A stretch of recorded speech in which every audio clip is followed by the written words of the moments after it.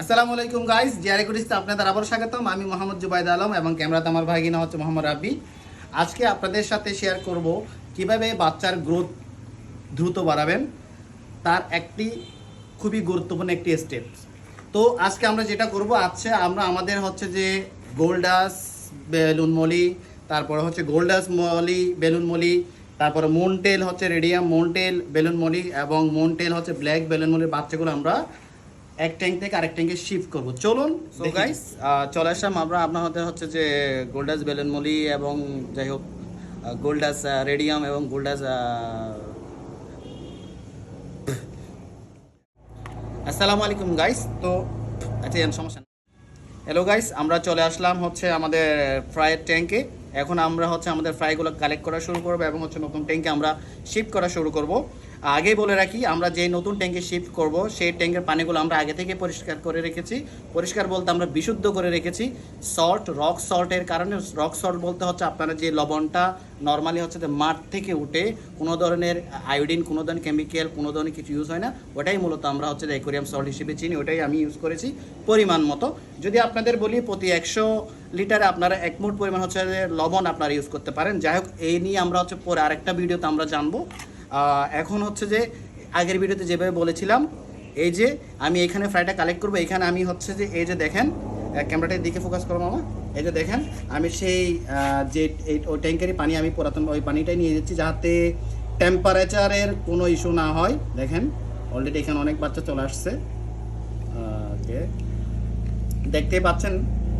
এখন এই ট্যাঙ্কেই হচ্ছে যে আমি বাচ্চাগুলো কালেক্ট করা শুরু করব। হ্যালো বন্ধুরা, আমরা অলরেডি ফ্রাই কালেক্ট করা শুরু করে দিয়েছি। সবাই অবশ্যই মাশাল্লাহ বলবেন, কারণ হচ্ছে এটা আমাদের হচ্ছে যে খারাপ নজর থেকে বাঁচাবে। আমি আসলে এটাতে খুবই ভয় পাই যে নজরের দিক দিয়ে, নজরটা আসলে ভাই কাজ করে। তো আপনাদের যে কথাটা বলেছিলাম, বাচ্চা আসলে দ্রুত বৃদ্ধি করার যে স্টেপ, প্রথম স্টেপ হচ্ছে বাচ্চাকে হচ্ছে এনাফ স্পেস দেওয়া। যত ভালো বাচ্চাকে স্পেস দিবেন তার গ্রোথটা ততই ভালো হবে। দ্বিতীয় হচ্ছে পানির হচ্ছে যে মান ঠিক রাখা বলতে পানি রেগুলারলি হচ্ছে পানি চেঞ্জ করা।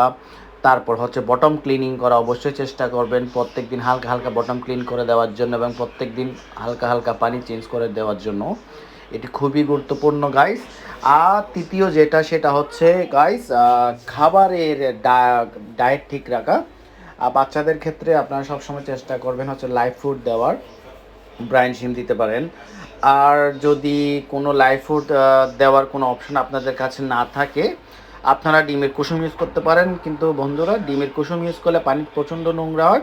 সেক্ষেত্রে প্রত্যেকবার খাবার দেওয়ার পরই হচ্ছে যে আপনার বটম ক্লিন করে দিতে হবে। এবং বন্ধুরা, আমাদের দেখতে পাচ্ছেন আমাদের ফ্রাইগুলো কালেক্ট করা হয়ে গিয়েছে। এখন হচ্ছে আমরা ফ্রাইগুলো হচ্ছে যে আমাদের নতুন ট্যাঙ্কে হচ্ছে আমরা শিফট করব। সেম আগের মতো সেম ট্যাঙ্ক থেকে আমরা পানি নিয়েছি যে ট্যাঙ্কে ফ্রাই ছিল, এবং এই যে বাটিটা দেখতে পাচ্ছেন সেটা আমরা নতুন ট্যাঙ্কে রেখে দিব, যাতে টেম্পারেচারটা অ্যাডজাস্ট হয় 15 থেকে 20 মিনিট। তারপর আমরা ফ্রাইটা নতুন ট্যাঙ্কে ছেড়ে দিব। চলুন আমরা যাই আমাদের নতুন ট্যাঙ্কের দিকে। চলুন, এই যে দেখতে পাচ্ছেন এইটাই হচ্ছে আমাদের নতুন ট্যাঙ্কটা, যেখানে হচ্ছে আমরা বাচ্চাটা ছাড়বো। এই দেখেন নতুন ট্যাঙ্কে হচ্ছে আমরা বাচ্চা যে বাটিটা সেটা আমরা রেখে দিলাম টেম্পারেচারের জন্য। এভাবে আমরা 15 থেকে 20 মিনিট রেখে দিব। এরপর হচ্ছে আমরা ফ্রাইগুলো ছেড়ে দিব।